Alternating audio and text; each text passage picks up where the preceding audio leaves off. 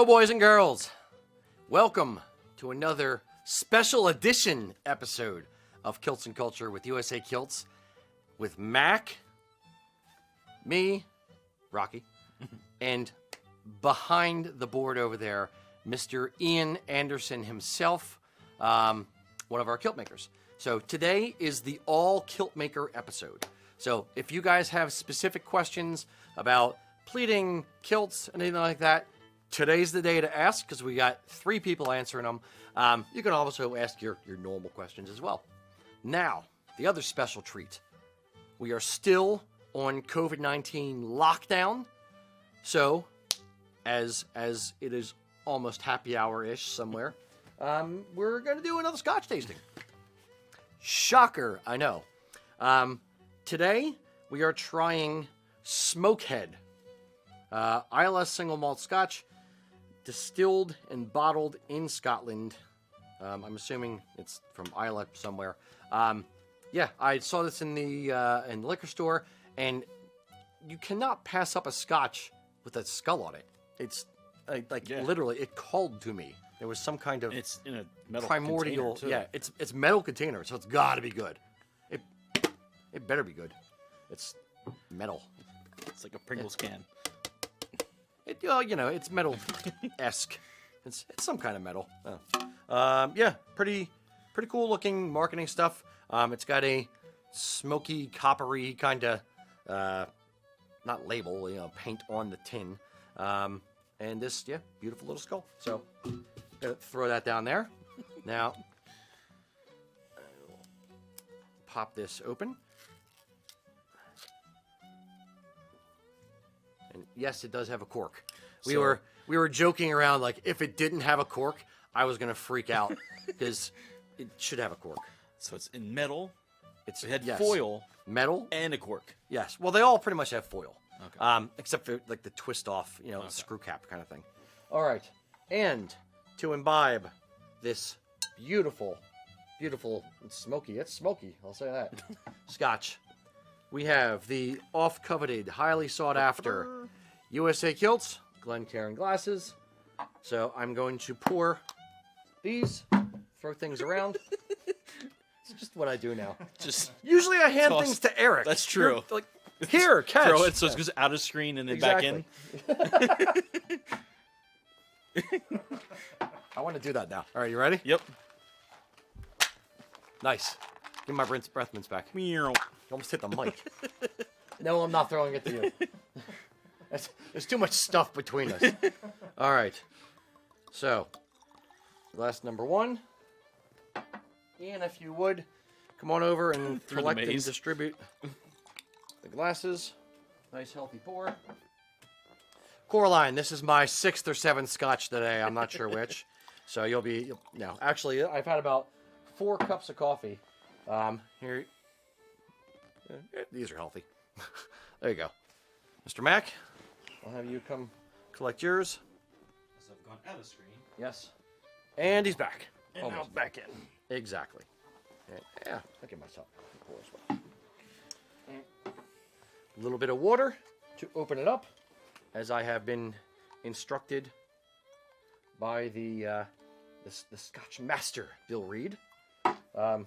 Or at least a friend who drinks Scotch. So I have not had a drop of alcohol yet today. That being said, I have been up since 3:30 a.m. I have about 300 or 350 miles under my belt, and I'm on my 4th cup of coffee. Yeah. So I'm highly caffeinated, sleep deprived. So it's going to be a show, guys. So do you have a CB handle yet since you're doing all the trucking? Eagle eye. All right. Take a little whiff. Ian. All right, Mac, what do you think of the smell? I think it's a lot smokier than some of the other ones we've had. I will say this. The common thing that people say about Laphroaig is it smells like a Band-Aid. This smells like a Band-Aid. Like that plasticky, medicinal kind of... Yeah, like more than Laphroaig almost to me. It's very, very, very smoky. Yeah, I'd agree. Well, Yeah, it's called Smokehead, so you kind of assume it to be smoky. It does have a little bit more of like a hot alcoholic burn than a Lefroy does. Jesus. Yeah. This is smoky. Mac's over there coughing. Did Jason just put this in his smoker? I know. Like, it would go good with the beef brisket that we just got, the barbecue beef brisket. Yeah, this is Wow. There's a lot of smoke. This is almost. It's like drinking liquid smoke.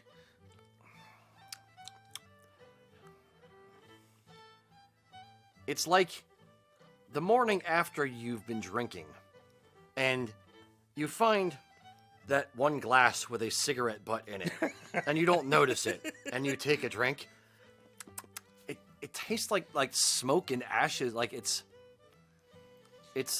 too much. Yeah, and I think I'm saying this. I think overall it's a little bit smoother than most of the ones we've had. Like I don't feel there's not that little bite or Yeah. that little yeah. Yeah.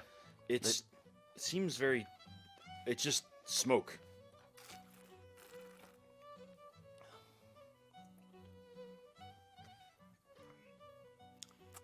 Like there's an initial spike at the back, and then it like mellows out real quick. Yeah. It's a kick to the tonsils. Ian, how do you feel about it so far? Yeah, I don't like it as much as I like a Lefroy or some of those other ones. It's got too much of a hot alcoholic burn. I like a more balanced Yeah, flavor, it is. but it's not bad. It I is- have no major objections. It is. Yeah, very, very balanced or lack of balance is probably a good place to start on this. It is very unbalanced.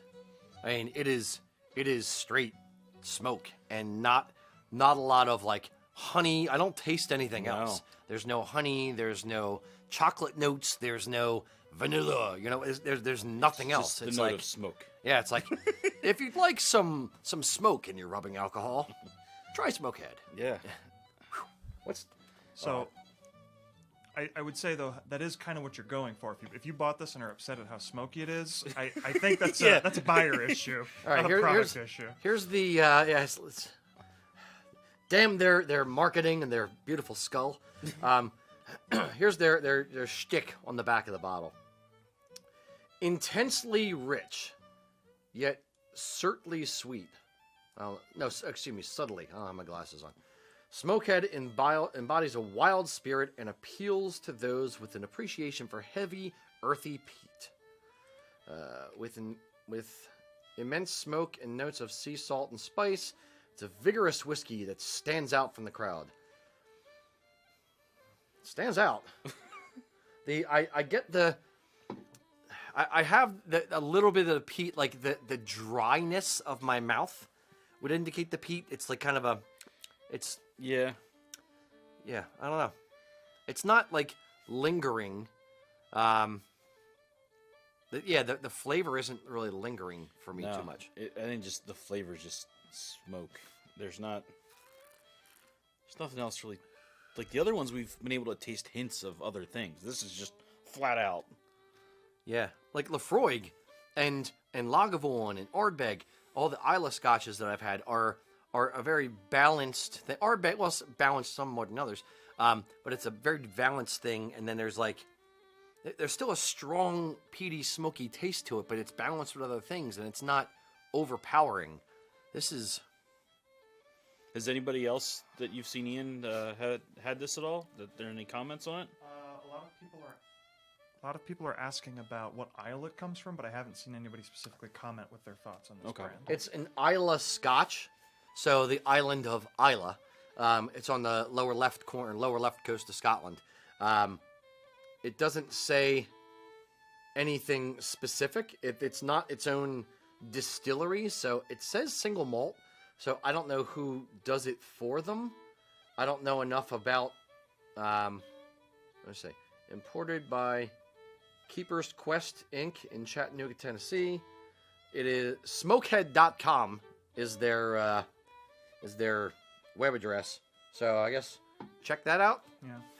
And we do have a question about the Scotch here from Chris on Facebook. He wants to know, is it a peaty iodine flavor or is it just smoke? It's smoke and a little bit of iodine, which is Yeah. like the Band-Aid kind of smell to it. Overall, the main note is just smoke. Yeah, and it's very like, it's like drying out my mouth with the earthiness. It tastes like a little bit of dirt and smoke. It's giving me indigestion a bit.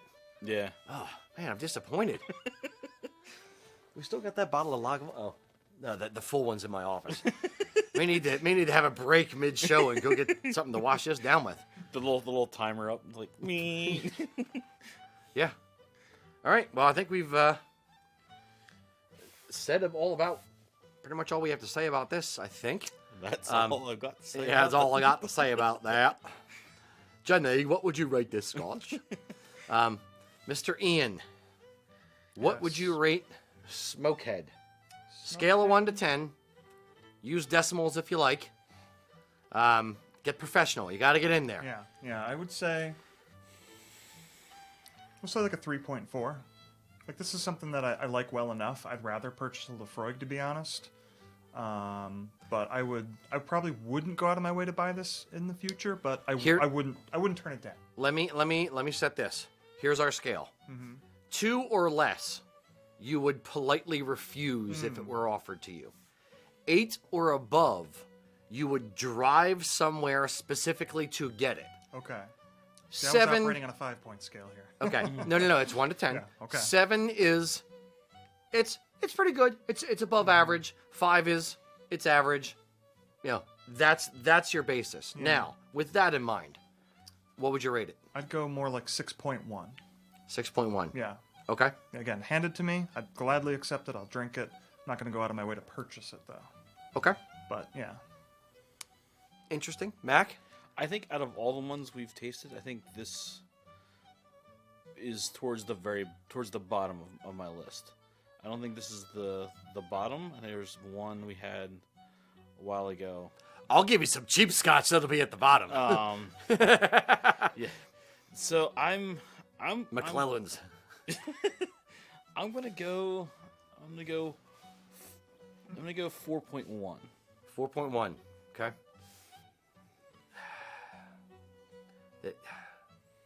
I'm trying to wrap my head around it and give it like an honest score, but it's like it's so far over the rainbow. It's like there's the curve for bold flavor and peaty and smoky, and it kind of crests for me at about Lagavulin, and then apparently it quickly drops way the hell off.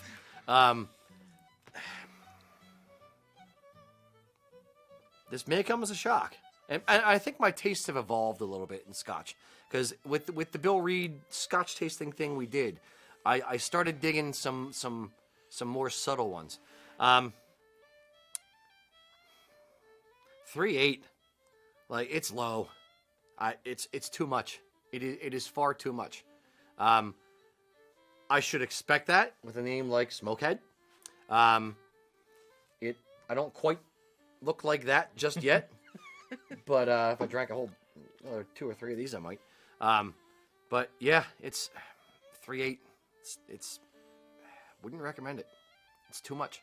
If you like smoke and peat and you want to be kicked in the tonsils, have at it. Give it a shot. If you do not like Isla scotches, or you're okay on some of them, don't get this. You will not like it. You're going to waste your money. I have no idea what it costs either. I forget. I bought this and like 12 others at the same time. So, that's about it. So, a passable from Ian, and a below average, and a definitely below average from Mac and I. Very good. All right. That's it for Smokehead. I'm going to pour it out now. I'm just kidding. I would never pour out scotch. All right, boys and girls, please load in your questions if you haven't already. Ask us anything you want. If you didn't catch the first couple seconds of the show, we are running an all kilt maker show. Me, Mac, and Ian. So if you have questions about pleating, how to do certain things when you're making a kilt, what style would look best for this kilt, whatever, ask it in the comments. We're going to start off with Mac from some of our preloaded questions from days and, at this point, years gone by. Yeah. As well as a few new ones. All right. We'll start with this one. It's from Bones. Bones. Going with, Smokehead has a skull on it, so start with Bones. Well, I guess we should start somewhere else first. The question that a lot of people are going to ask. Oh, you reminding me of the... Go ahead. What tartan are we wearing? What tartan are we wearing? Ian, what tartan are you wearing today back there? I know Christopher Hills is in the comment section here. He'll be quite glad to hear that I'm wearing my Robertson Hunting Weathered tartan. Lovely. Lovely to hear. Mr. Mac.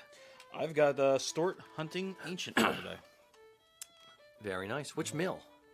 This is Strathmore. I was just about to say, I think it's Strathmore, just based on the colors. Yeah.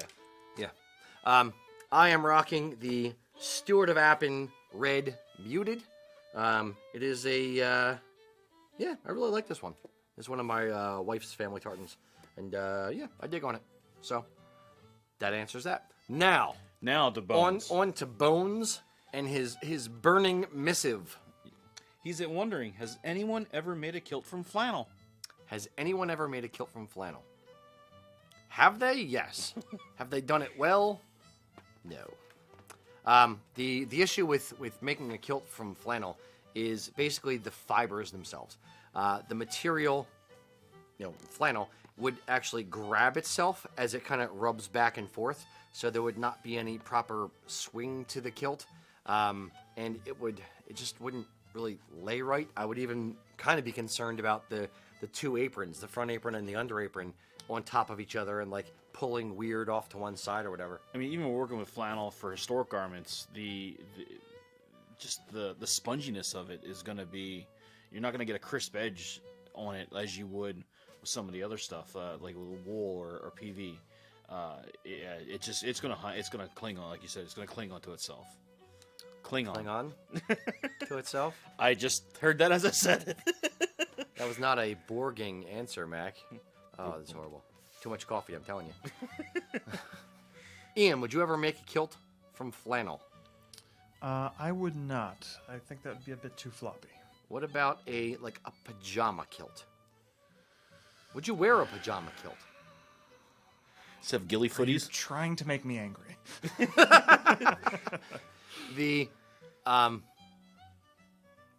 I'm gonna expound. Pajama kilt. Good idea? Not a good idea. Does it have footies or not? Is it like a big onesie? No, a regular kilt for lounging around the house / pajamas. No, at that point I'd rather have if I'm wearing just a kilt that's lounge around in, just a regular casual. I think you're gonna get up from laying on the couch or sitting in your recline chair. You're gonna get that all smushiness, and it's just gonna be, you're gonna have more of a tutu on by the time you're done than a kilt. Right. I'm gonna give an unpopular answer. I wouldn't wear a pajama kilt, nor would I wear a lounge around the house kilt. To me, now, in fairness, to me, With green eggs or ham? to me, lounging around the house consists of laying down on the couch. And a kilt is not conducive to laying down in. No. Because you end up with stuff, underneath you, so it's never going to lay, flat. Mm-hmm. If I'm just lounging, when I get home from work, I'll put on a pair of, loose-fitting shorts and a T-shirt to lounge in versus a kilt from an aspect of it's going to be too... Yeah, it's going to, bunch up underneath me as I'm, reaching around on the couch, or if I want to, turn over and, pass out and take a nap. Well, we wear our kilts for War One reenacting, and we're going back to the bunker and bedding down for the night. A lot of guys will wear their kilt, will keep the kilt on when they're sleeping in the That'll in keep the them warm. rack. Yeah. Keep them warm. Usually what I do is I take it off and use it as a blanket. Run it, open it up vertically. I've so done that. It goes all the way across, so it creates a nice blanket. Yeah. But there we're also getting the straps and buckles caught in the chicken wire that is our rack too. But just laying down in it is not ideal. Yeah. Interesting. Okay. So, no to flannel, no to pajama kilts. Good to know. All right, Mr. Ian, do we have any questions from the audience? And are you aware of the duck signal? Yes. Got it. Awesome. Let's go ahead and start with an easy one from Before you ask it, I'm now going to have to explain to everyone out So there. everyone out there is like, What the hell is he talking about with the duck thing? We have a little rubber ducky. I don't know where we got it. I don't know why we have it, but we have a rubber ducky. And if we have questions from the audience, we move that into my field of view. And if we don't, we remove it from my field of view.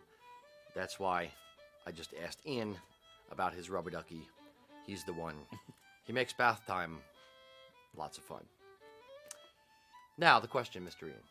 Yes, I've got a question here from Chris on Facebook. He wants to know if a 5-yard Wallace would look good kilted to the stripe. Pleated to the stripe. Okay. Wallace, yes.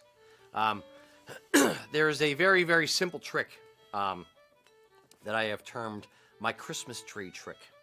The way, when you put up lights on a Christmas tree, the way you can tell where you are missing lights and where you have too many lights is you just turn down the lights, well, the overhead lights, and you squint at the tree. And you'll see where there's holes in the lights and where there's too many lights. Do the same thing for tartan. If you're looking at a tartan and you squint at it and something individual jumps out at you, then yes, it would look good pleated to that stripe.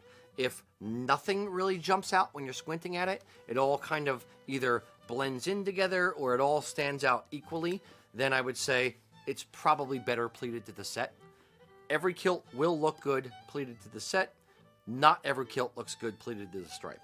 With Wallace, you have that yellow stripe, so it will look good pleated to that stripe because it's a bold stripe that stands out on a wide field of black. Is it black that stands out? No, is it? So On the, did you say hunting or red? Hunting? Was it Wallace hunting or Wallace red? Just said Wallace. Okay, there's Wallace hunting and Wallace red, so green or red. And is the black, is the yellow on the black or the red? yellow's on the black. Yeah, yellow's on the black, exactly. And the black is on the red.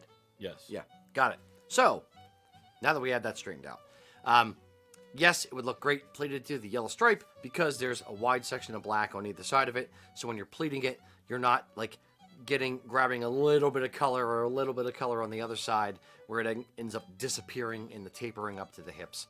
So yes, it would look good pleated to the yellow stripe. The only thing I would say to that is depending on the mill, the sett size. The sett size is For Wallace or for anything? for Wallace. If depending on what mill it comes from, sett size may vary. So if your sett size is 9 inches, which I don't think any of them are that big on Wallace, then pleating it to the stripe was going to make your pleats wider if you're going to the stripe, versus if you're pleating it to a reverse set or something on those lines, where now you're pleating it to look like the actual set of the tartan. So then your pleats can be a little bit smaller because you're going a less shorter distance. But yeah, I think it depends on more on that spectrum of how big the set is. I'm going to put you on the spot now. Okay. Reverse set? What do you mean by reverse set, Mac? What the heck is the reverse set? This is kind of like the duck thing. We'll just skip over it and see if anybody knows this. Do you want to try to explain it or do you want me to? It's kind of our term. We made it up. It is, well, yeah. It's, I don't know. Other kilt makers may use it, but we call it reverse set. Cheating the set is another way to say it. Yeah, you're basically making it look like the actual pattern, but you're going backwards. So instead of pleating it, instead of going for, like, let's say this is an orange stripe, and then a black section, and then a red section, we're making up colors now, making up sections, but you would, instead of advancing this way with it, you're going backwards on it. That made it about as clear as mud, didn't it? I would give that answer a 2.6. The, may I? Go ahead. Thank you. You got it. Pleating to the set. Or let's start with this. Pleating to the stripe.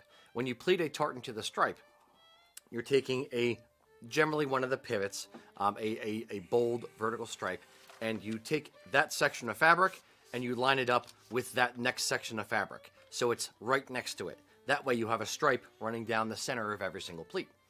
to pleat it to the sett, you take that stripe and you actually overlap that next stripe. So if you peek underneath the pleat, you're actually overlapping that exact stripe. Now, what Mac is talking about, pleating to the reverse sett, cheating the sett, whatever you want to call it, you're actually, instead of going over top of or pleating to, like, instead of going from this stripe over top of the next stripe, or instead of going from this stripe next to that stripe, you're going from this stripe to just before the next stripe. And you're actually moving backwards on the pattern. But when you add it all up, you try to make it look like the pattern. Is that a reasonable explanation? Yeah. Yeah. Yeah. You heard it here, folks. Yeah. Also the answer to, she loves you. Yeah. Mm-hmm. She loves you. Yeah. Indeed. Mr. Ian, deliver us from this fresh Beatles hell. So let me give you one more easy one before we get into some harder questions. So from Dan on Facebook, Rocky, you'll love this question. If Joe Exotic were to wear a kilt, which tartan would it be?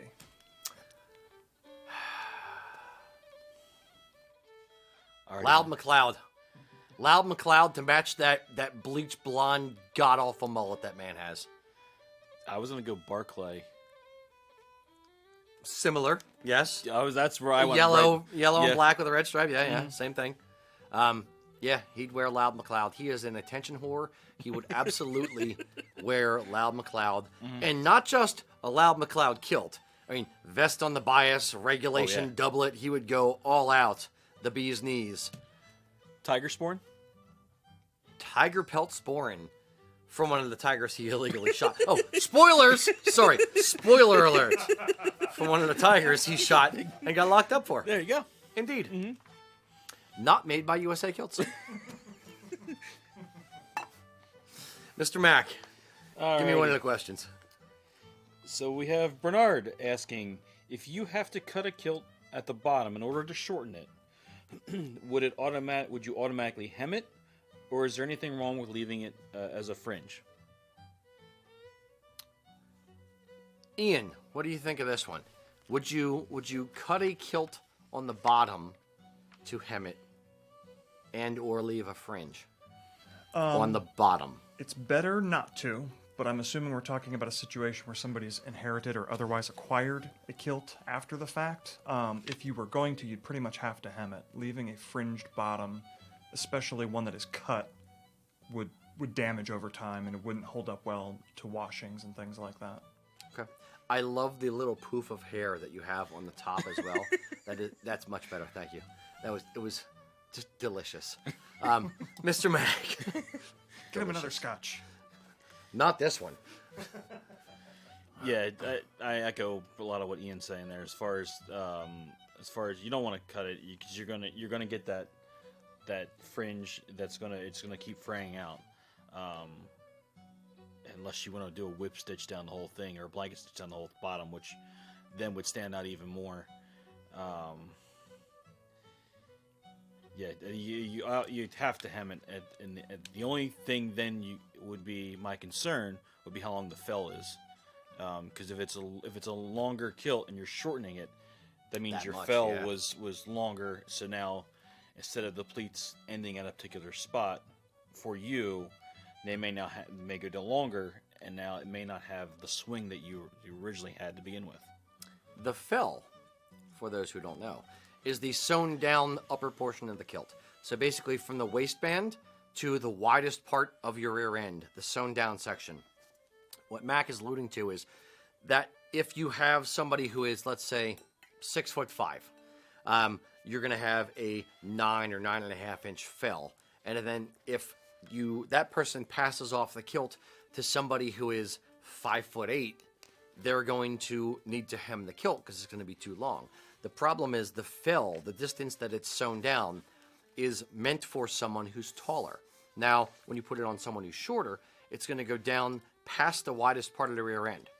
The reason that's a problem, when you sit down in a kilt, you're making your body fat and muscle move in different directions. So basically you're putting too much pressure on the bottom part of the fell, and what you're going to end up with is a split seam where it's going to pop, and you're going to have kind of a V, one pleat that actually, the whole stitching splits and it goes up to the top. So that's what Mac's referring to.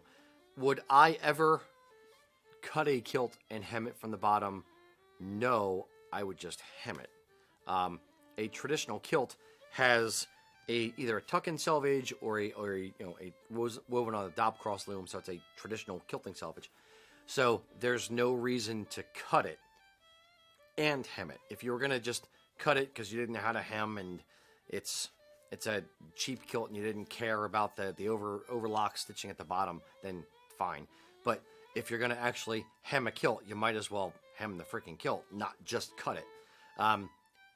Do I see a problem with just cutting it and letting it fringe at the bottom? Yeah, it's gonna it's not gonna unravel because it's not knit, but it will kind of just get ratty at the bottom over time. So I would absolutely, if you have to shorten it, the right way to shorten it is to actually shorten it from the top and cut it off and do a whole lot of construction, which also incurs a lot of money. The easiest way to do it is to just hem it at the bottom with a blind stitch so that you have a 2-inch or so hem, and I wouldn't cut it unless you had to. If you had to hem it like 5 inches, which is a crazy amount to hem, then maybe yes, you put it through a serger or an overlock machine and you actually cut off, and then you have stitches wrapped around the edge so it doesn't fringe, and then you hem it up 2 inches or so is about the ideal. But yeah, I wouldn't just let it fringed at the bottom. Yeah, and when Rocky was saying about the blind stitcher, that's just gonna grab a couple threads. So in the front, you'll see very teeny tiny ticks of a thread that's pulled through, that's holding that up, versus top stitching it, which you would see a line or all straight across. Yep. Good to know. Mm-hmm. Is this where the that's the more you know, and it goes up this way, I believe. Or actually, it doesn't go in a rainbow; it goes like kind of straight up and off. On an angle. Indeed. A blind stitch machine, for those of you who don't know, since we have the old kilt maker episode, what that does is it has a curved needle, and it can actually, you set the depth of that curved needle, so it goes through the top layer of fabric and just barely grabs one thread on the face of the fabric, which is facing down. So that way when you turn it over, you don't really see any line of stitching going straight down, but you end up with little tiny tick marks about every centimeter down the cloth. And when you iron it from the back side, you iron it flat, those kind of disappear, or dissipate at least. That's what a blind stitch machine does, and that allows you to hem a kilt without having a full line of stitching right down the very bottom, or an inch or 2 inches up from the bottom, right on the face of the fabric. Now, the more you know. All right, Mr. Mac. No, did you ask the last one? I did. All right, Ian. All right, I'm going to give you a little bit more challenging of a question this time. We've got Andrew joining us on Twitch.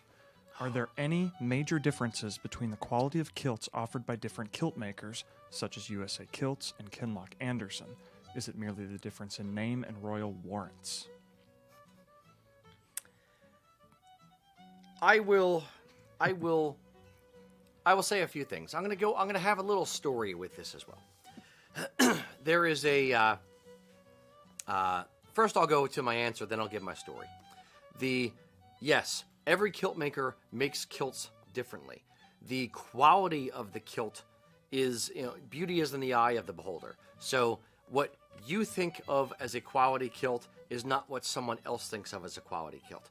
When I talk about a hand-sewn kilt versus machine-sewn, they may be more equal than you think, because I have seen very, very, very well-made hand-sewn kilts coming out of Scotland, and I've seen very, very poorly made hand-sewn kilts. There's a wide disparity of qualities coming from some companies and other companies. In the same way, there's a wide disparity of quality coming from machine-sewn companies, whether it's top stitch, whether it's sewn inside out, depends on what they do on the inside of the fabric, whether they use a blind stitch machine, whether they hand sew things, whether they skip steps altogether. There is a difference in quality from manufacturer to manufacturer. No two people make kilts the same way. Now, as a company, we do not speak negatively about competitors. So I am not going to say that ours are better than company X or company Y. They are, but I'm not going to go too much into it. I'm not going to name names. I will not name names. But there are differences, yes. It boils down to what differences you appreciate versus really don't care about. I'll use our own company as an example for two things.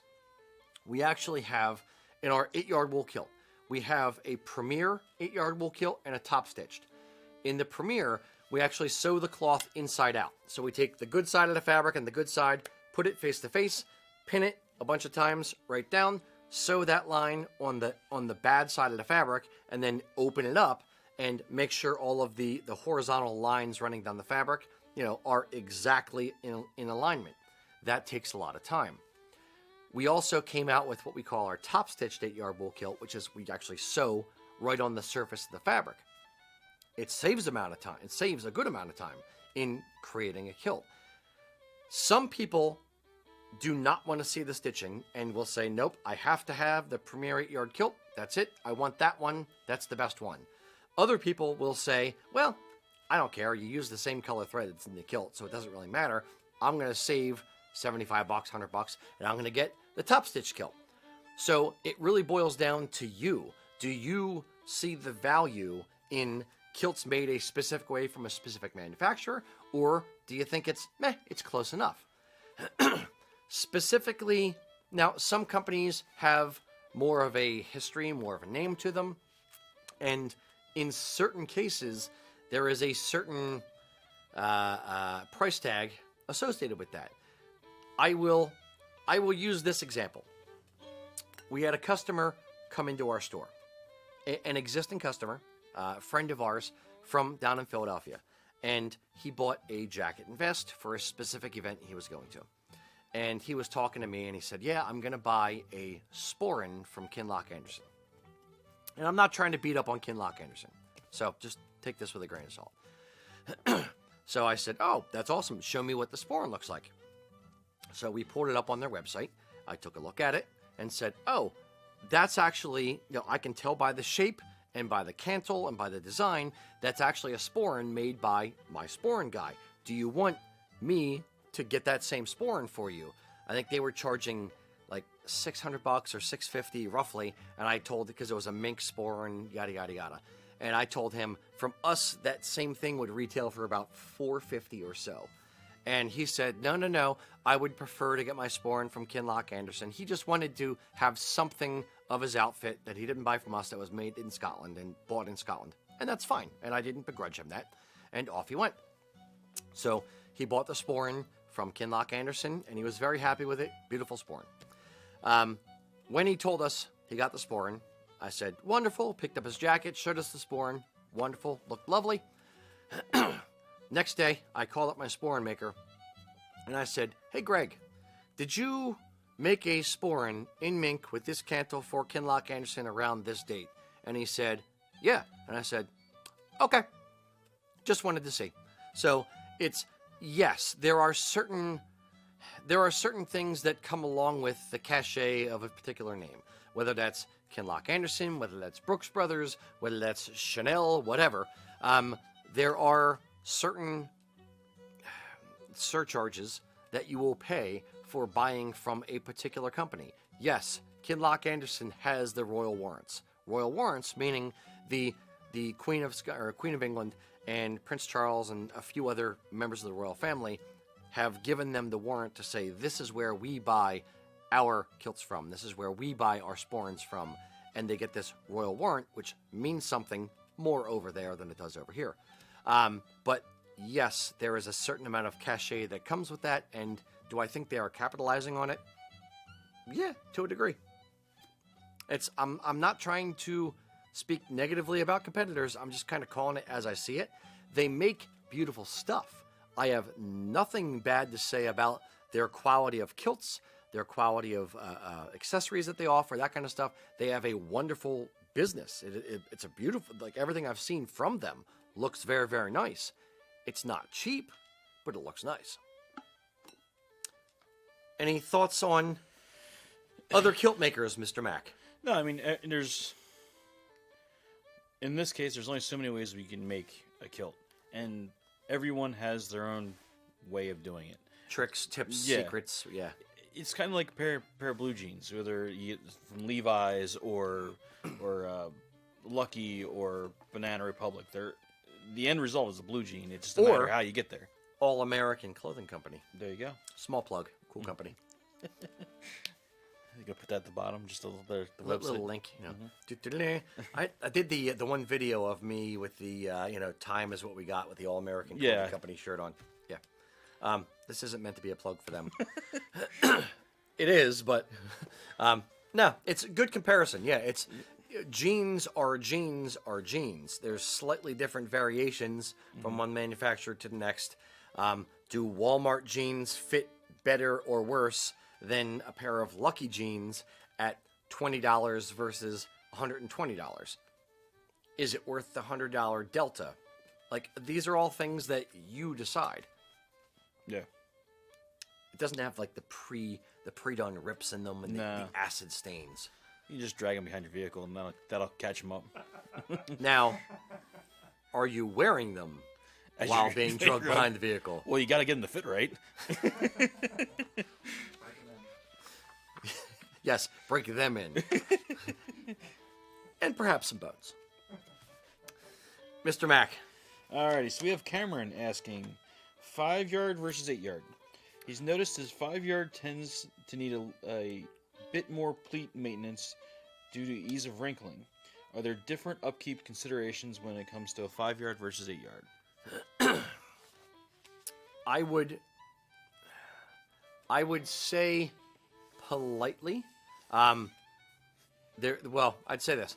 If I had to guess, I'd say that the material for your 5-yard versus 8-yard came from two different mills. Certain mills will hold a crisp edge better. Certain mills are more difficult to iron in. So it really has more to do with the mill that did the weaving of your fabric than it does 5-yard versus 8-yard. Do you have thoughts on that? That's kind of where I was going. It's just a question of what the weight difference is. If it's weight difference or mill difference? I'm going weight difference. I think weight difference is the start. Is it 13 versus 16? Okay. But I'll let you keep digging your hole there. But if we're talking like Welsh tartan center cloth versus like Martin Mills cloth, or no, I wouldn't say Martin Mills, House of Edgar. House of Edgar tends to be a little bit harder when we go to iron, or as we're working on the kilts, it's a little bit harder to iron in. But once it's ironed in, it's in. Some of the Welsh tartan center cloth that we're ironing that in, it's a little bit more stretchy, a little bit more spongier. So it tends to, if you breathe on it wrong, it tends to wrinkle up more. So you said weight, but then you talked about mill. I know, I went both directions. No, you didn't. You only talked about the mill. So the weight, I think, Welsh is 13, House of Edgar is 13. not all of it. Some of it's 16. The majority of it. What you were thinking in your little brain over there, Mac. But even 16 versus 13, you have some of that same issues where the 16's a little bit harder to iron in. It's a little bit more. You don't get some of the stuff. Really? Some of them, depending what mill. Really, Mac? Depending on the mill. Really, Mac? So you're saying Loch Heron's 16 ounce is harder to iron in? Oh, no. Than, let's say, House of Edgar's 13 ounce? No, I'll say Loch Heron gives up on the iron. When you put an iron near it, it flattens out. So Edgar's the harder. So Martin Mills 16 ounce is Martin harder Mills, harder to iron than House of Edgar's 13 ounce? No, Martin Mills gives up on the iron too. Okay, so who else does 16 ounce that is more difficult to iron than House of Edgar's 13? Batley. I wouldn't say harder to iron. I'm calling checkmate. I win. No, it has nothing to do with the weight of the fabric. It has more to do with the mill. How about you? The Black Knight always triumphs. Ian, what are your thoughts? Weigh in on this debacle, this argument that Mac and I are about to have. Let me check. Let me double check the name that is signed at the bottom of my paycheck. Yes. Here, Remember, I quick. signed the front of the check. No.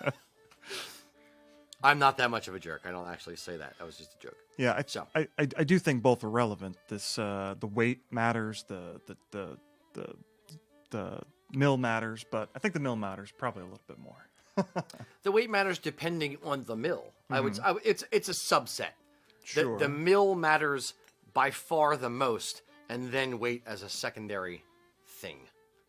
Because Batleys, using your example of Batleys, their 16 ounce and their 13 ounce are a little bit more difficult to iron than other mills.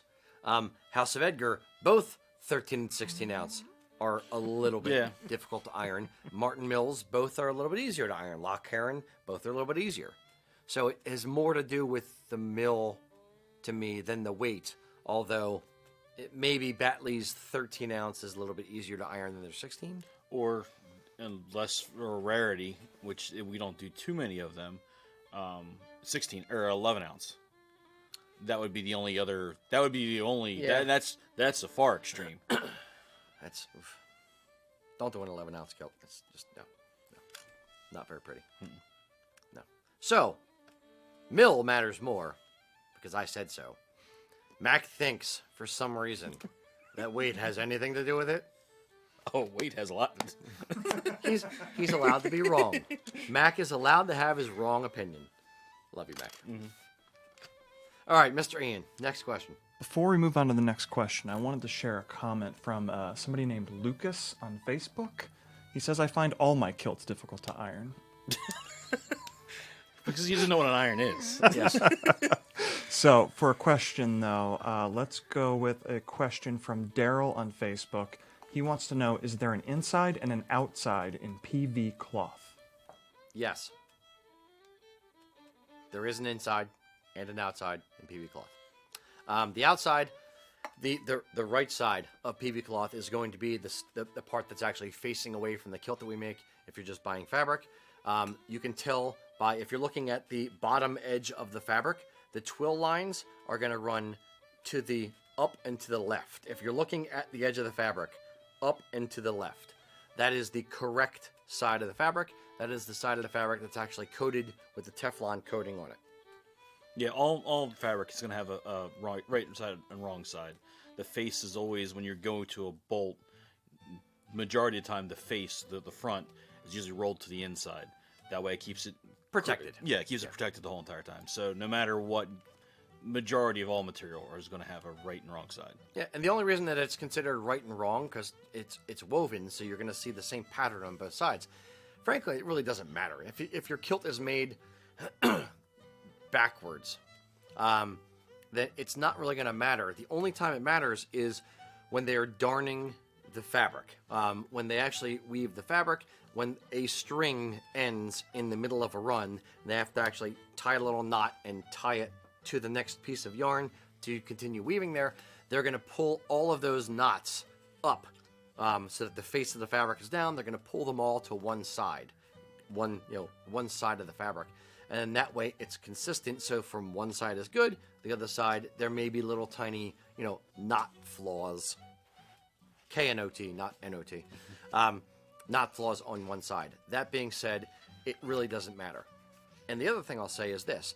Not every mill uses up and to the left as their correct side. For instance, Loch Heron Strom, specifically Loch Heron Strom 16-ounce Loch Heron cloth, goes up and to the right versus their 13-ounce goes up and to the left.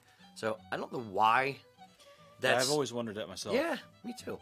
Now I'm going to be up at night. I don't know why. Loch Heron, why do you do that? Is the loom they run it on? Does that No, because they run them both. I don't know. Maybe. I've never been to Loch Heron. It's the Loch Heron headquarters. I've been to a few other mills, but not Loch Heron. So maybe it's a different loom, but I would just assume that they're just changing. They don't have like 8,000 looms where these 3,000 are just dedicated to Strom. So I would guess that they're using multiple looms or the same loom for multiple weights of cloth and multiple things. You just set the loom up a little bit differently. But Does Edgar's change between No. their 16? Their double width? Does their Nevis change? Ian, do you remember if their Nevis changes at all? House of Edgar, does their Nevis go the opposite direction? I'm not sure. Off the You top just of my rely head, on to the be little honest. sticker that says face. Yes, pretty much. I look too pretty to be worried about remembering such things. Yeah, but ultimately, I will say this. Not every mill uses up and to the left. Some use up and to the right. So don't worry too much about it. As long as you don't see visible flaws. And let's go worst case scenario. You get fabric. You make a kilt, and you make it from La Caron cloth. You do it backwards. You go, oh, shoot, I screwed up. All you have to, it doesn't really matter. All you have to do is look at the face of the cloth carefully.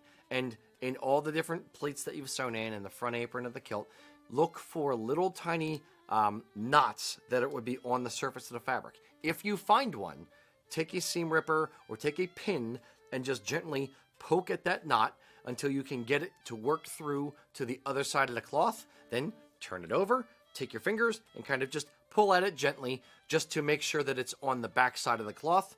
Take your fingers diagonal on the lines and pull it taut a couple times that way, a couple times the other way. Boom, done. Don't cut it. Yeah, don't cut that knot. Oh, for the love of God, do not cut that. You're going to end up with a hole. But it's not that big of a deal. If it's the wrong side of the fabric, it's really not that big of a deal. Mm-hmm. Indeed. Mr. Mac. All right, so we have Brian asking, is there a test to determine if your horsehair sporran has real horsehair or what to look for when buying one from a picture on a website? Yes. If you're in the market for a horsehair sporran, if you're buying it online, the old adage is probably true. Take out eBay and old used sporrans because there are gems to be found on eBay just like anything else. But if you are buying a horsehair sporran, brand new, and it costs $100, $125, $150, somewhere in that price range, I would look at it with a little bit of a suspect eyeball, the old hairy eyeball. If a proper horsehair sporran, a real horsehair sporran made in Scotland, is probably going to retail $300 on the very, very low end, maybe, and that's almost cost, up to $450, $500, depending on the cantle, depending on the intricacy of the design. How do you tell if it's a real horsehair sporran or if it's actually just nylon, like monofilament, like weed whacker cord, just really, really thin? The way to do that, you can't do it from a picture online. You have to do it with the actual sporran in front of you. Take one individual strand of horsehair and pluck it from its resting spot on the sporran. Take a lighter, and you're going to do the burn test. Basically have the big long strand, light it on fire, and see what happens. If it becomes a crackly hard ball and it smells like burnt plastic, it's not real horsehair. If it kind of crackles and puts itself out and or smells like burning hair, then it's made from horsehair. That's how I would do it. Any thoughts? That's usually how I test most fibers to verify what it is the burn test. Yeah. It's the quickest and easiest. Yeah, for horsehair specifically, it's easy because it's either hair or it's not. For fabric, the burn test is a little bit trickier because you have blends. So if you have a polywool blend, it'll smell like burning hair, but you'll still get that hard black ball that when you squish between your fingers burns you versus turning to ash. But that's the other thing. Real hair, whether it's wool, whether it's horsehair, whether it's human hair, whatever it is, will turn to ash. It will also kind of does hair self-extinguish, or is that cotton I'm thinking of? Or both? I think they both do. Okay. Self-extinguish meaning it won't run along the line of it like a fuse and continue going. It'll burn for a little bit and then fizzle out. If it just keeps going, has a hard plastic ball, drips and burns your skin, it is not real. It's synthetic. That is man-made fiber, and you're buying an inferior product as far as horsehair sporrans. Mm-hmm. Agreed. Mr. Ian. All right, I've got a question here from YouTube. Is there somewhere you wouldn't wear a kilt to? Crowd surfing at a concert. I think we touched on that last episode. I was going to go bungee jumping, but... Well, you got that harness on. That's true. We've had discussions on that before. With rock climbing and that type of thing. If you wear the harness and then put on the kilt, fine. If you try to put the harness on over top of the kilt, it would just kind of mess everything up. Where would you not wear a kilt? Funny answers and serious answers. We'll do serious first, then funny. I can offer an answer if you guys want to think Sure. about it Go a ahead. second. So this is a little bit of a tangent to the question, but there's one place that I was wearing my kilt to that forced me to change my kilt wearing habits. And this ties into a common question that kilt wearers get about, do you wear underwear? What are you wearing underneath? When I first started working at USA Kilts and wearing a kilt every day, I was dropping my daughter off at daycare every day with a lot of little toddlers at just the wrong height. So it forced me to rethink how I approached the question of what gets worn underneath. So it's not the same as where would I not wear it, but it did force me to reconsider how I went about How it was worn, yes. Yeah. We've had a customer do it, and we've made one. We've tried to figure out how to do it, and we did. Scuba diving, yeah. It's the problem with wearing a kilt. We've had people before say like, "Hey, can you put the insides of like a pair of swim trunks into a kilt so you can just pull it up and wear it swimming?"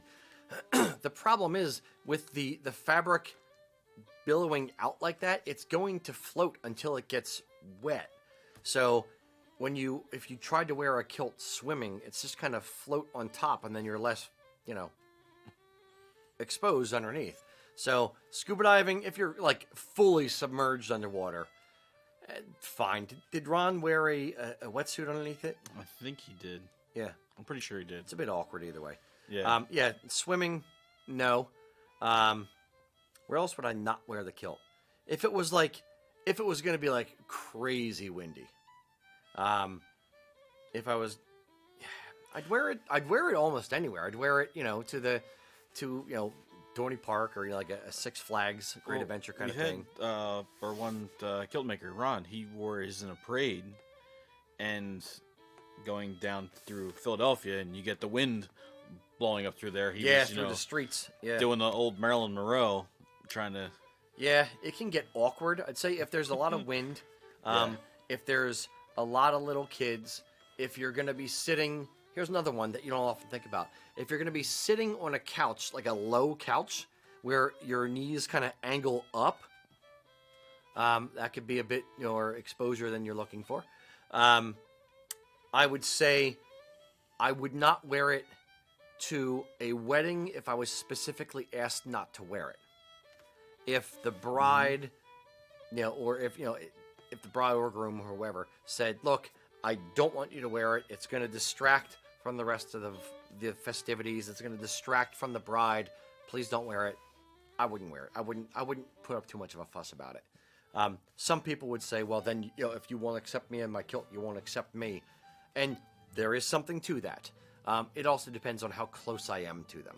If it's my sister-in-law, or if it's my my best friend's marriage, and they said something about it, maybe I'd forgo it. If it was my wife's second cousin, twice removed, brother's roommate, then I'm just not going. Whatever. Yep. Mac is a man of many words. Yep. You should hear the discussions with his wife on the phone. This is the entirety of his discussions are, yep, yep, okay, love you too, bye. Pretty much. Yeah. Mm-hmm. She's on the feed. Be careful, Mac. I know. Pulling information out of Mac for this episode is he's blossoming. Or even just discussions in the morning between you and me. Yeah, pretty much. How's it going? Yep. Going. Yep, going. Yeah, he's a man of many words. All right, next question. We'll get you talking. All right. We have Andrew asking, is there a backstory or reason why some tartans are so busy?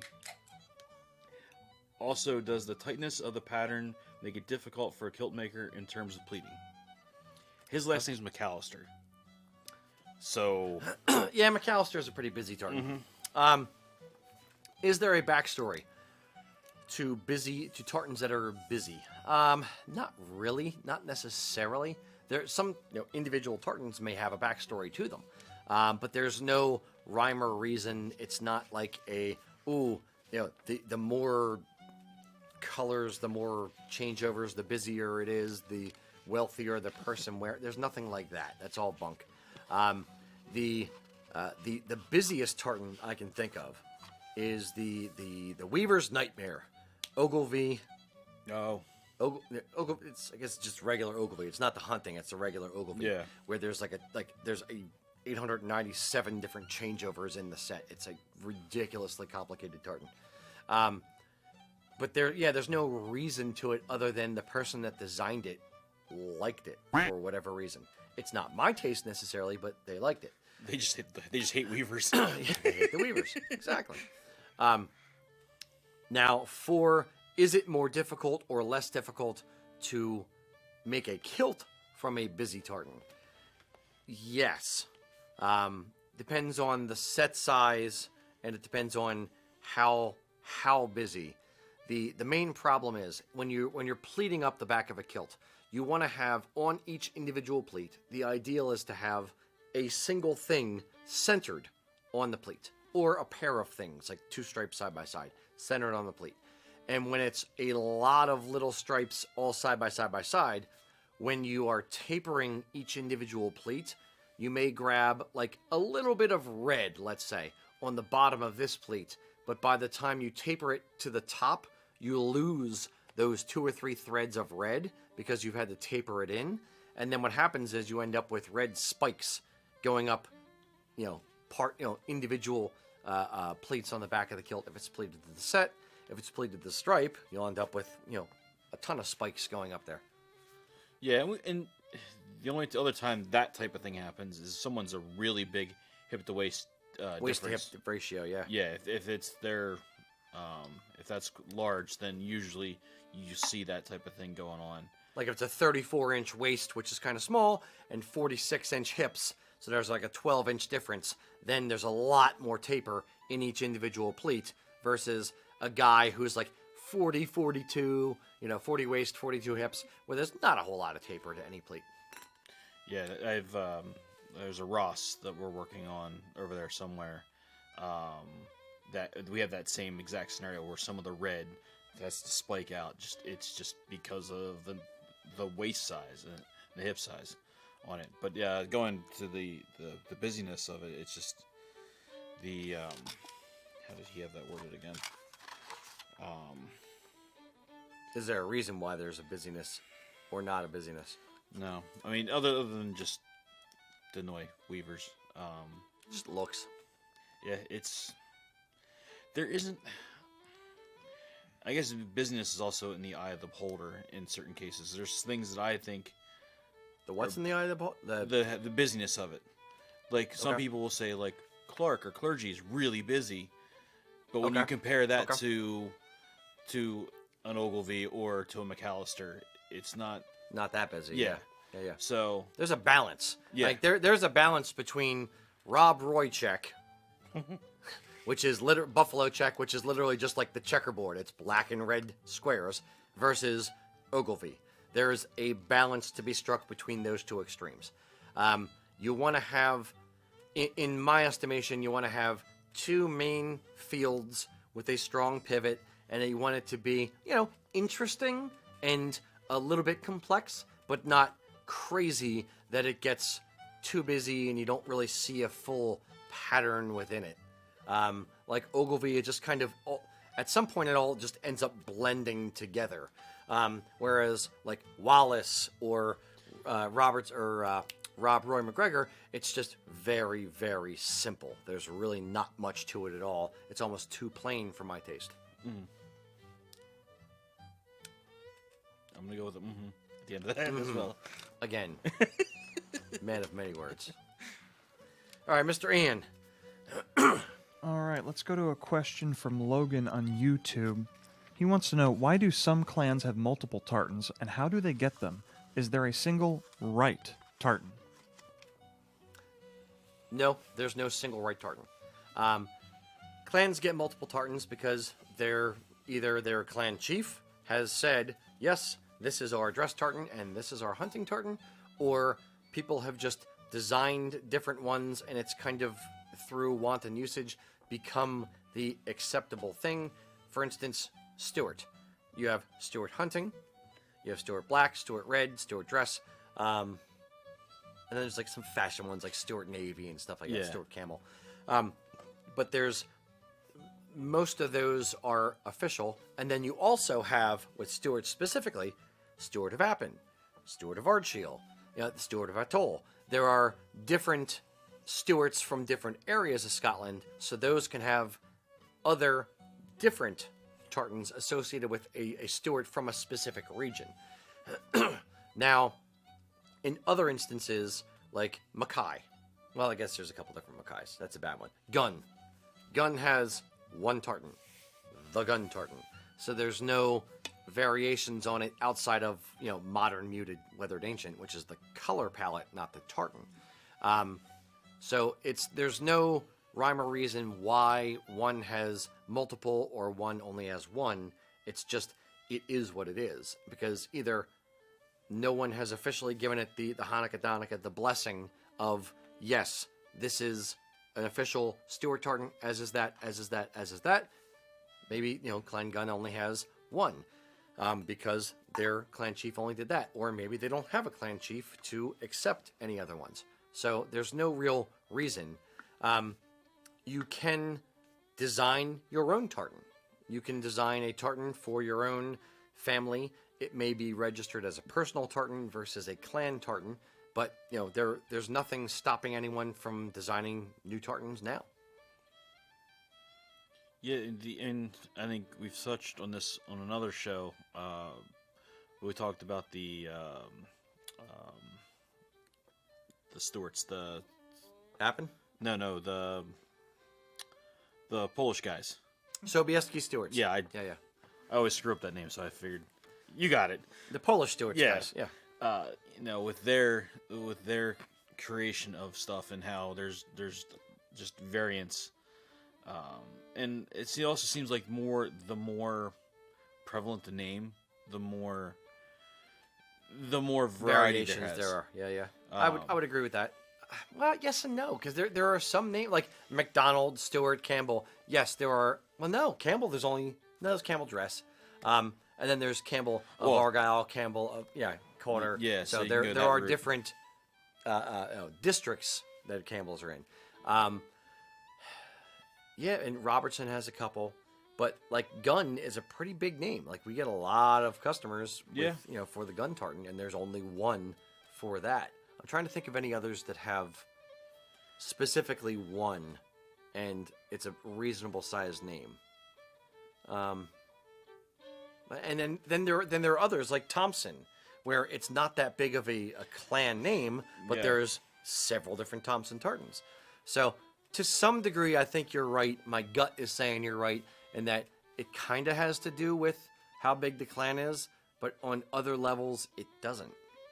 I don't know. Yeah, but then also, as you kind of said earlier, like the fashion spectrum adds into it too, with the Stewart camel, the Stewart blue. You're adding navy. Stewart, yeah, navy. You're adding all that extra stuff in there, where the fashion industry has helped move it along as well. Let's take this tartan. Let's take this color, change it out for that color, and now we're going to call it Stewart navy, Stewart camel. So there's different ways to kind of how things evolve with it. Indeed. Mr. Ian, see you chuckling over there. I'm not going to comment on what Chris Gulick is doing in the chat here. That guy again. So I've got a question from a local friend of ours, David. He's commenting on Facebook, and I will call him out a little bit here. He seems to think that this is a weaver's session, not a kilt maker session. But he says he has a historical question. When the small kilt as we know it now became popular,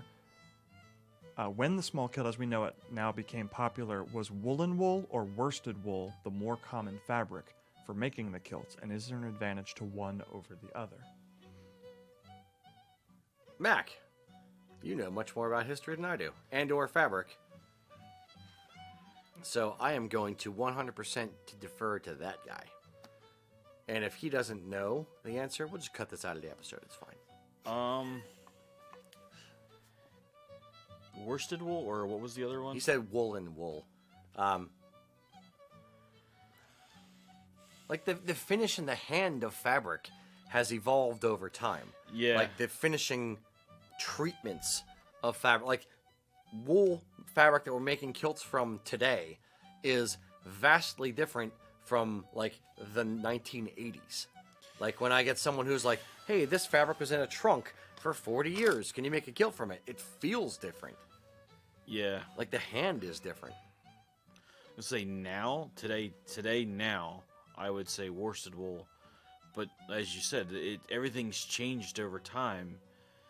So it seems like this would be more of an Eric question. He's a little bit more tuned into that. So well, and frankly speaking, I don't know if he even would be, because it's a fabric-specific question. He knows more about vintage stuff and about the eras, but he's not necessarily like keyed in on the fabric themselves.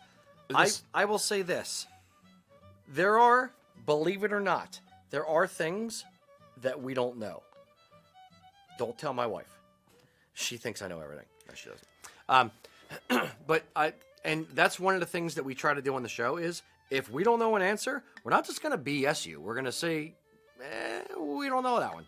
So I think this is I'm going to put the stamp of no idea on that. I'm going to dig into this one.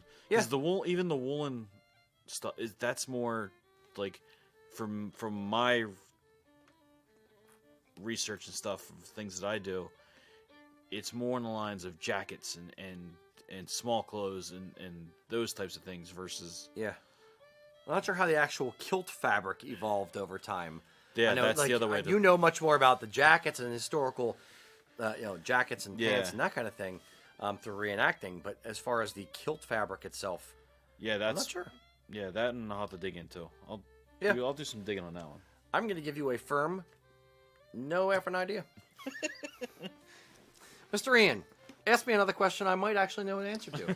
Okay, this is a fun question from Struan on Facebook. He wants to know what pleating style flops around in the wind the most? Flops around in the wind the most. I believe this is a swish-related question. It's all about the swish. I have my answer. I'll let you two... I have a pin in mind. I want to hear your guys' responses first. What style of pleating swishes the best and or flops around ambiguously with the wind? So I think this is a question tailor-made for Mac, because the answer has more to do with the weight than either the mill or the pleating style. I would still disagree with that assessment. I think it's going to matter on the depth more than anything else. The deep, I think the deeper, I don't know. Like I'm like visually in my head, like going through the depth of the pleat. So if it's floppier, it's gonna have less depth to it. I think he means by floppier, like which flops around, like which swishes more. Oh, it swishes. If you're talking about the whole swing together. Yeah, let's assume that's the question. The swing, then the more depth to it. You want it to the more that's tucked in there, the more it's gonna. Like you have a kilt that But you use. The factors are pleating style, weight, depth, to a small degree mill, just because I want to tick you off. But weight, depth, and pleating style. Well, I'm gonna say if we're gonna go weight, I'll go 16. If we're going depth, I'm gonna say a deeper pleat. If we're going pleating style, I think it does. At that point, it doesn't. It's a large. It's gonna be to the set more than likely at that point. Doesn't have to be a set. You just have skinnier pleats to the stripe. But Or are you talking pleating style as pleating in, style as in rolled pleat, box pleat, military box I pleat, was knife going pleat. by set or Sorry. stripe. I'm gonna go box pleat then. Has more swish. No, but it's not gonna have.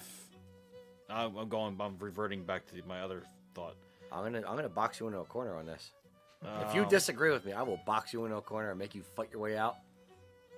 Rope-a-dope him, Mac. Rope-a-dope him. Now he's like, oh no, what is Rocky gonna say? Now I'll go knife. I'll go knife. 16. What was the other thing? The depth or like the length of fabric, so like 8-yard kilt versus 5-yard versus Well, whatever. I'll do 8 yard. Yeah. Okay. I would agree. Why? Because you agree. All right, I'll answer it since Mac, man of many words. Basically, if we're talking about the swing of the kilt, the heavier the weight of fabric, the more momentum it's actually going to gather as you're walking. So 13 ounce is going to be better than 11 ounce. 16 ounce is going to be better than 13 ounce. So it's going to get more momentum because there's more actual weight to the cloth. The depth of the pleats, or the amount of fabric that's in the kilt, the more within reason fabric that you have in the kilt, the more momentum, because there's going to be more weight in the individual pleats. If you have a 16-yard kilt, it's gonna hurt your back. It's going to be too much fabric to carry around, and it's going to actually at some point kind of come down the other side of the curve. The graph curve, and it's going to start getting in its own way.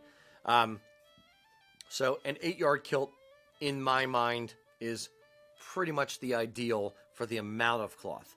Now, pleating style, I would still say knife pleat because, again, similar to the amount of cloth, the pleats will get out of their own way. They're all going the same singular direction versus a military box pleat kilt. And by military box pleat, it's basically deep pleating on one side and little shallow pleating on the other side of the same exact pleat.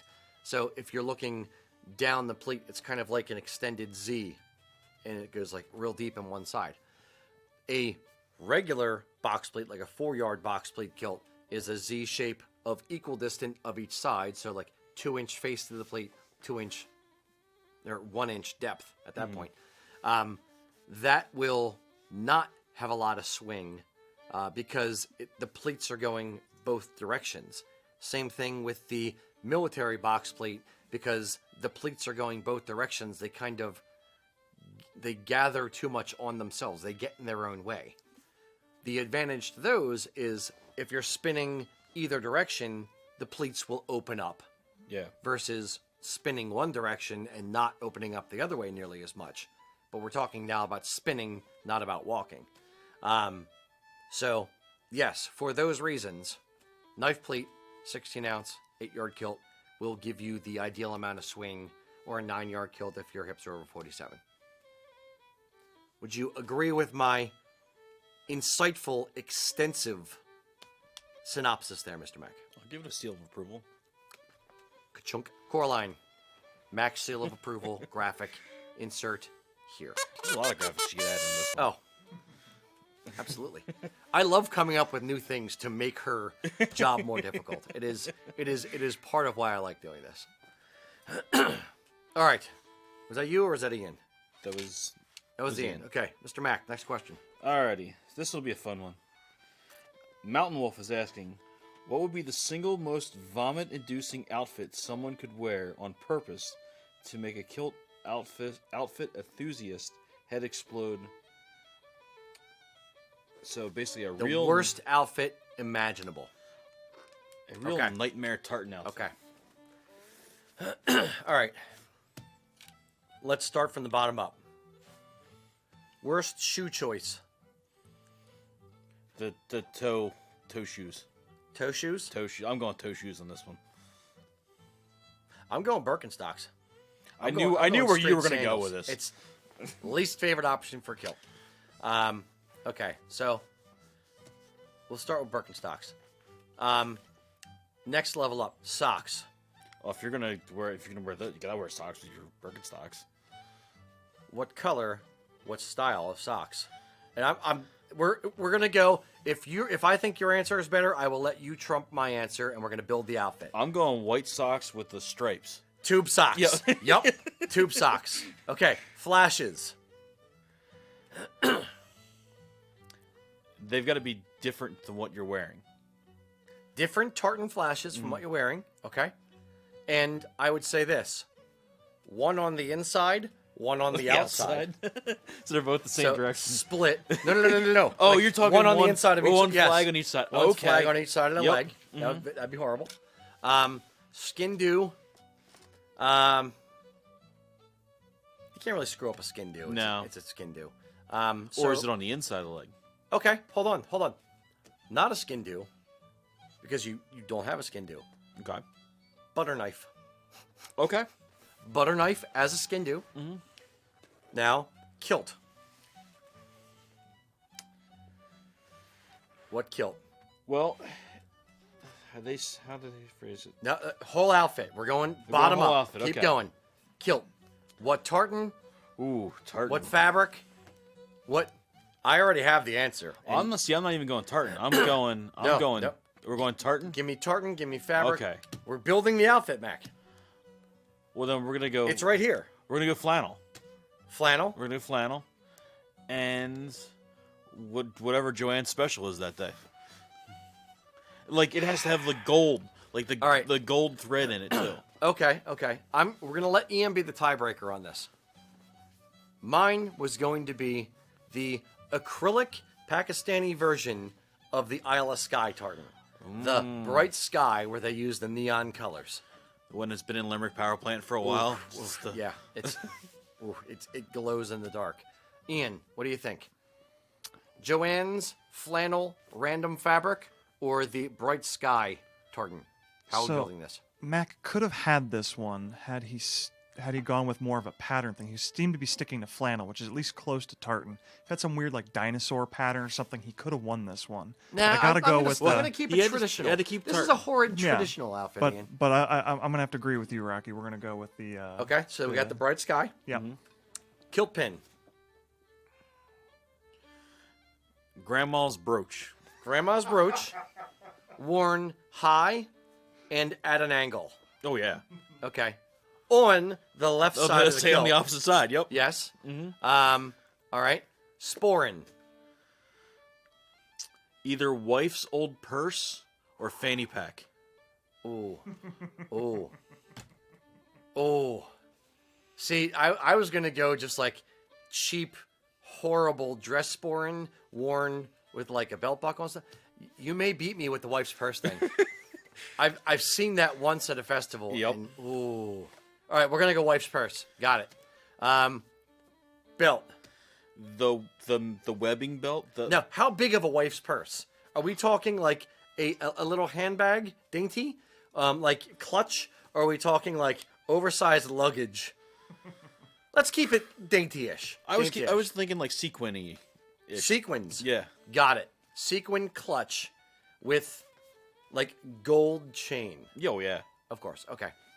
Check. So Brittany Terra on Facebook has pointed out that this kilt should also be backwards, regardless of which one we choose. Or sideways.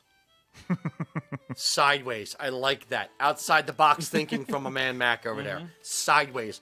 Buckles in front. Got it. Now Coraline's going to have to go back and edit that. Sorry, Coraline. Not really. Okay. So belt buckle and belt. Let's say inch wide belt. Now, you going like just regular flat belt, or are you going like I was thinking like the webbing mesh, not the like the leather that's woven. Now, what color is the handbag? I was thinking black sequins. Black sequins. Okay. So then I would say no. It's like classy I would go just to keep that level of class. I would go brown dress belt. Okay. With gold buckle. Now, we throwing like a cowboy buckle on this, or are we just No. Just a regular buckle? Skinny, horrible Okay. dress buckle. That's the point. Okay. Well, I don't know. If we did do like big old honking cowboy buckle, it could really screw up with the belt. So, all right, we'll go cowboy buckle. Big old. Now, what's on the cowboy buckle? Is this going to be like the Texas steer horn? Or thing? you go with the buckle that's got like the shot glass that's stuck in it, or the bottle opener on it.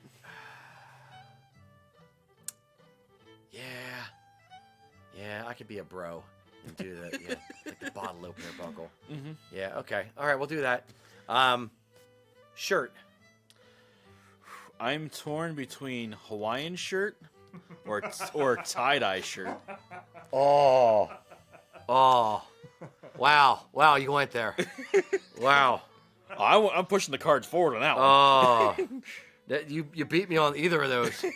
I was gonna try to go like Highland shirt and then with like some kind of Prince Charlie-ish kind of thing, but you've taken it to new depths. I gotta go tie-dye. I gotta go with you on the tie-dye. So tie-dye with printed on bow tie. Okay. And dancing bears. All right. Now just to keep it in the realm of formal, as we are so far. Or we put a fly plate on? No, well, we got to talk about the jacket first. Oh, we're doing jacket. Jacket, yes. So, what style of jacket? I'm either going Grandpa's old suit jacket. Man, you're trumping my thoughts here, Mac. You're getting me. You're getting me. All right, Grandpa's old suit jacket. See, the sad thing is, Grandpa's old suit jacket could be like an old tweed jacket. It could be. Could be oddly almost appropriate. So I don't know if I'm going there. Or the other way to go is jean jacket. No, we're going formal. Oh, we're going formal? Well, we can do whatever. We can do whatever. See now, but the jean jacket would go with the tie-dye. So I'm going to say no to the jean jacket. Okay. I would go Grandpa's old pinstripe suit jacket. Long. Like a zoot suit type. Like long, long with tails. Okay, yep. With tails. And shoulder pads. Good call for me, and shoulder pads. All right. Now, fly played in a different tartan. Of course. We'll do the Joann's fabric there. We'll do flannel. Okay. Flannel Joann's fabric there. Mm-hmm. A sword kilt pin. Of course. As the plaid brooch, as opposed to a proper plaid brooch. We will do a what kind of hat?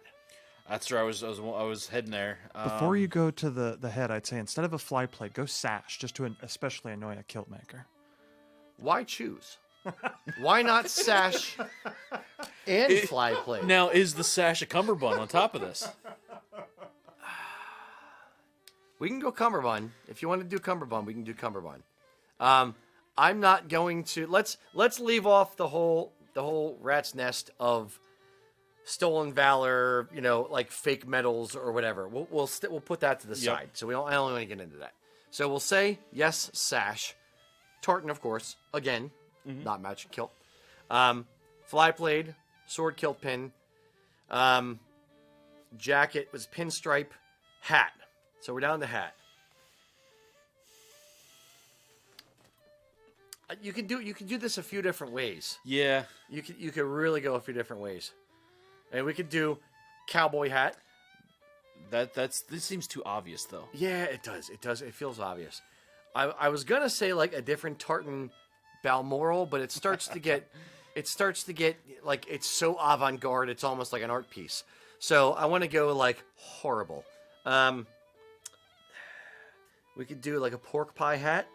We could do a top hat. Yeah, cowboy hat, top hat, and bowler were the three that popped in my head right off the bat. Yeah. Okay. Let's do top hat. Just because it doesn't fit with anything else. 3 eagle feathers. Feathers. Gotta have feathers in there. Of course. A buckle in front. Buckle, of course, buckle. You know, we're going Slash from Guns N' Roses here. We'll do. Does he have? I don't know. He has the big shell things. We'll do a clan crest cap badge square in the center of the front, as if you're gonna like poke him in the forehead. And a handlebar mustache. Mm-hmm. Now, or do we want to do mutton chops, or Fu Manchu, or handlebar mustache? I'll give us those 3 options. I'm kind of like a cross between, kind of like Burnside, where it comes down and kind of goes up over and it comes back down. Okay. Last piece de resistance: monocle and wall-eyed. Shillelagh walking stick.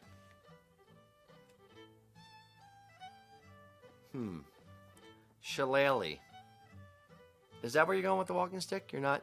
I'd say the Chromock is out. I don't know how to pronounce that. I think it's Chromock. Whatever. Shillelagh. We could do like the cane that you screw the top off, and there's either a flask inside, or a sword. Okay. Yeah. Now, it can't be the flask, because then that would give him an excuse of being drunk to be dressed like this. So Yeah. sword cane. Sword cane. Yes. Mm-hmm. Okay. Yes. That's our horrible kilt outfit. And again, my apologies, not really, to Coraline and or Eric for having to build this outfit.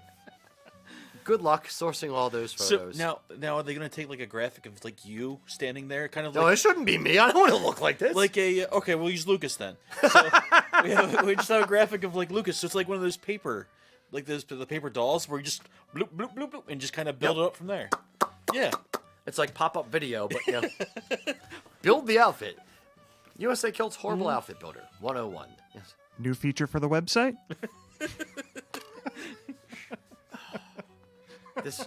He's gonna get a phone call from Rob now. Rocky, what the hell were you drinking on the show? No. That, my friends, is our nightmare kilt outfit. Voila. And I think every piece of that we've seen on somebody that is worn at a festival. Oh, yeah. No. Like, all of these are things we've unfortunately seen before. We just mashed it all together. I think we're losing our kilt making card. Like having this discussion. All right, we'll do 1 or 2 more. Mr. Ian, we'll do 1 of yours and 1 of Max. All right, before I ask my next question, I just wanted to thank everybody for commenting in the comment section. It was popping off during all that. They got tons of suggestions. You should definitely go and check that out later, gentlemen. I've got a question here from our good friend Sean in Ohio, also from Facebook. He says, question for the kilt makers. Removing any limitations, what would you like your next kilt to be? Also, what would you like to experiment with when building a kilt? I'd like mine to be the Kilts and Culture Tartan. When we eventually get back up and running and done with these freaking face masks. The Kilts and Culture Tartan for our Facebook group and for this show came in, if you didn't know, and it is magnifique. I'm breaking my arm to pat myself on the back a little bit, but it came out honestly better than I thought it was going to. So I am psyched. I'm actually going to do a kilt in that. I'm also doing a vest and even a pair of trews. Spoiler alert. I may actually rock a pair of trews on the show at some point just to be sacrilegious to myself. Mr. Mac, what is your next favorite tartan? Perhaps the Flyers tartan that you can eventually get around to making yourself after 6 years of sitting on the cloth. I mean, the Broad Street Bullies tartan. No copyright. Yeah. I've got quite a few that I have in the cloth for already. Saber? What's that? Or sable? Yeah. Stash acquired beyond life expectancy? Probably the next one, the two that I've looked at on a consistent basis. All limitations off, yep. Has been Collins of Skye and McCarthy. But that one, we potentially are going to have a problem with getting that one because that one's probably done now. It is done. It is done again? Yeah, done. It was done and came back, and now I guess it's done. Oh, Martin Mills is kind of fickle sometimes. That's discontinued, but we still have some, and it's discontinued again, so. Now, part of that question was any other materials that we'd want to try to... No. I've made kilts from other things, and it doesn't end up as good. There's a reason why wool has been used for kilts for, a long, long time. It is the best fabric to make kilts from. There are other fabrics that are available. There are, the polyviscose has its place, but it is not the ideal fabric to make a kilt from. That's why people make kilts from wool. Yeah, I can't think of anything out of the ordinary that... Spandex. Whew. Hug them curves.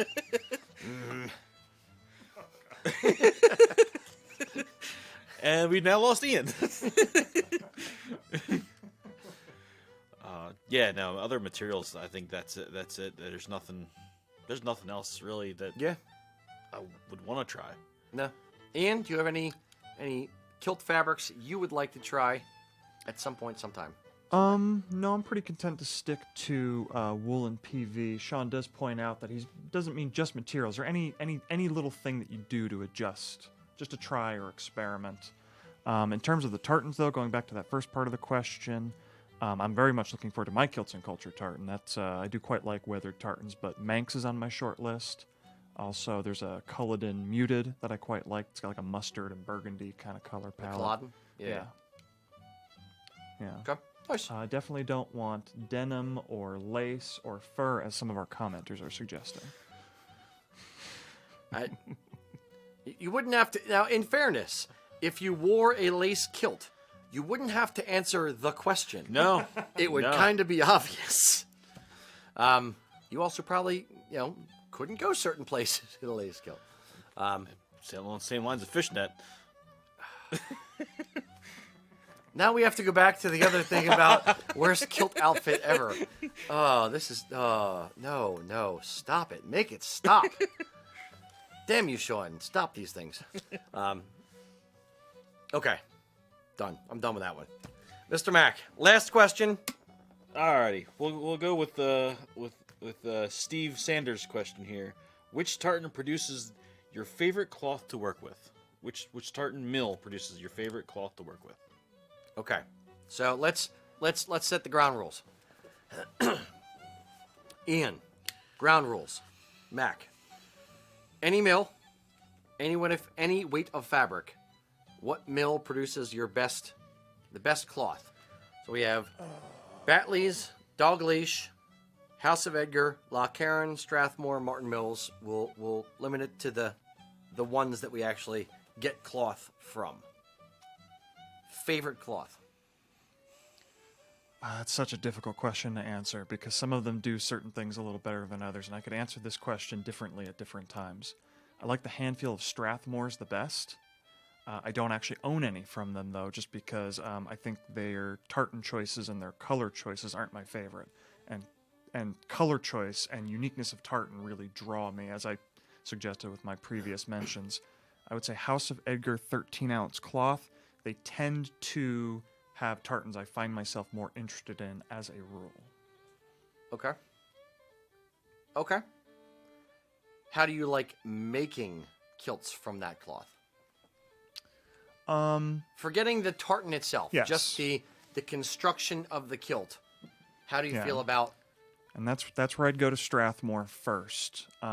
With House of Edgar... since I've already cited them as well, with their 13-ounce cloth, it can be a little bit more difficult to iron in properly, but I find once it's in, it holds a lot better, so I do like that about it.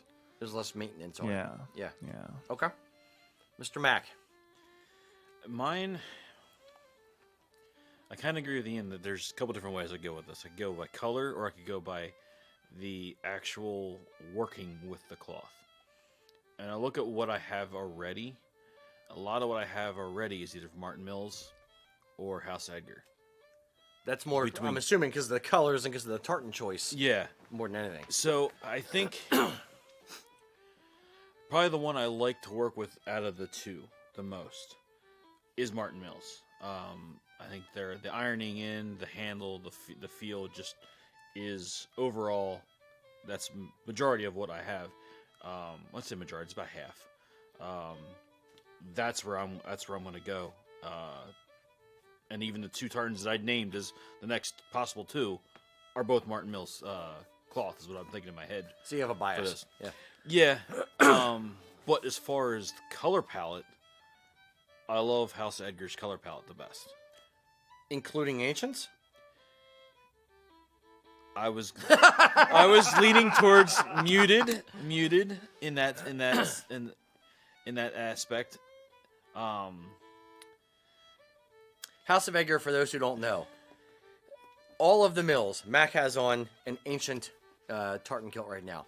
Almost every mill, Loch Carron, Martin Mills, Strathmore, everybody, Batley's, has, in the ancient color range, has a specific, they're pretty close on the green that is used and the blue that is used in the ancients, like a light sky blue and a light grassy, pastel-y kind of green. House of Edgar specifically uses a little bit darker green, more of like a grass green, and the blue is just a little bit different, and it is less popular than all of the other ancients from any other mill. And I've kind of jokingly kicked them about that they said, hey, well, ours is different from everyone else. That's why we did it with this particular colors that we use, because we wanted it to be different. And my response was, different isn't always better. So it's for their ancients. Meh. Yeah. I would say the people that like House of Edgar's ancients are directly drawn to it. The people but I would say that's only 1 or 2 out of 10 that would like theirs over anything else. Almost everyone else will pick somebody else's ancient over House of Edgar. Yeah, and it usually ends up being Loch Carron for the most part. Because they have the biggest range. Yeah, they do. And you see the same thing at Weathers, too. They're the ones that kind of have the lockdown on that. And I have very few ancients. I think I have 2 or 3 ancients out of the majority of mine. But as far as like what I'm thinking for House Edgar is their muteds. I like that color palette. The muteds. This is a House of Edgar muted kilt. I love the muted color range. It's beautiful without being. It's earthy without being boring. Yeah. Which some weathered tartans can be, just because they're kind of so drab. This still gives you a nice punch of color, but it's still kind of earthy feeling. For me, tartan to work with. Each mill has its own properties. Loch Carron is a slightly softer hand to their 16-ounce fabric. Their 13-ounce is a little bit harder hand, but the 16-ounce is a little bit spongier, a little bit hairier than the others, and like minuscule, not like so much that you have to like shave it. House of Edgar's is a much harder, more densely kind of woven fabric. So to me, House of Edgar's is, even in 13 ounce, it's a little bit easier to sew because it doesn't stretch and skew much. Martin Mills, I find that same way. The others, not that they skew all that much, but like we're talking degrees, like 2 or 3 degrees of separation, nothing major. So House of Edgar's is fine to sew, but both of you are spot on. It is much more difficult to iron. We don't use the big clamshell thing that some companies use. We actually hand iron each of the pleats to make sure we are like minuscule, adjusting, a couple threads here and there just to make sure we're ironing in an exact straight line. So we're having to put a little bit more pressure on the iron as we're actually ironing the cloth. Like we said, Loch Carron's cloth is a dream to iron. Like you hold the iron near it, it gets scared and it creases. The Martin Mills is kind of the same way. Dalgleish is very easy to iron. and it's reasonably easy to sew. I know some kilt makers really prefer their cloth. It's good. It's not my favorite. And it is a good bit more expensive than other kilts or than other mills. So I'm kind of cost conscious about that kind of stuff a little bit as well. Ultimately, I kind of usually end up with either Martin Mills or some of Martin Mills for myself for cost reasons as well as ease of sewing and ease of ironing as the average. House of Edgar has a wonderful, beautiful muted range. If I'm going for an 8-yard kilt, I prefer 13 ounce to a degree. If I'm only doing a 5-yard kilt for myself, I'd prefer 16. So at that point, I'd probably do Martin Mills cloth or Loch Heron with the tartan itself being equal. Loch Heron has the beautiful weathered range that I really dig on when I'm in a particular mood. Strathmore's again. It's a nice, easy iron. I'm not as keen on their ancients, a little bit, but it's still a good cloth to work with. So ultimately, all of them will be fine. My personal preference for the average of those things is probably Martin Mills as well, though. Yeah, as you said, it's the working with, and we work with them every day, so the fine details that we're discussing are very little. It comes down to your preference, and really, first thing is just color. Is just looking at that color and then narrowing it down from there. They're all, as Rocky said, they're all great. It's just a matter of your preference, what you slightly greater or slightly less great, but ultimately, the vast, far superior, variable is the actual tartan itself. It's the color of the tartan itself, and does it speak to you? Does it speak to me? Does it speak to Mac? Do you like the tartan? And then don't worry about the mill. They each have their own idiosyncrasies. A car from Chevy and a car from Ford and a car from Dodge are all going to get you from point A to point B if it's a brand new car. Don't talk about, found on road dead or, that kind of thing. Yeah, we're not going to get into that. But they will get you from point A to point B. All of them will. It'll be fine. It really boils down to the small intricacies from one manufacturer to the other one. Yeah, agreed. Okay. I think that's about a good place to end it. My question of the day for you guys. What is your nightmare scenario for a kilt outfit? In the comments, leave what your worst, horrible kilt outfit it is. If you have any skills in Photoshop or have horrible parts of an outfit that you want to show off in the comments, put on your own outfit. Make the worst outfit you can make, either Photoshopped or put it on. Take a picture, leave it in the comments. Very good. Until next time, boys and girls, Slanjava.